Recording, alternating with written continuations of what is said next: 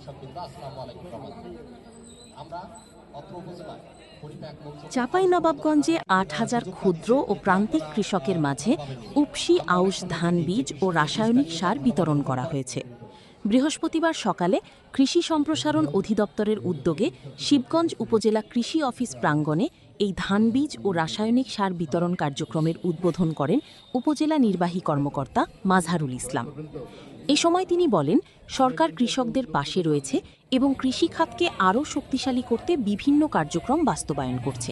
তিনি কৃষকদের সঠিকভাবে বীজ ও সার ব্যবহারের আহ্বান জানান।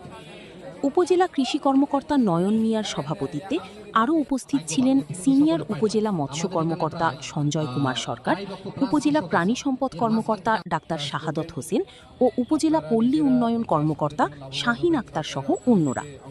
উল্লেখ্য, ২০২৫-২৬ অর্থবছরে প্রণোদনা কর্মসূচির আওতায় উপসি আউশ ধান ফসল উৎপাদন বৃদ্ধির লক্ষ্যে প্রত্যেক কৃষককে ৫ কেজি ধান বীজ, ১০ কেজি ডিএপি ও ১০ কেজি এমওপি সার দেয়া হয়।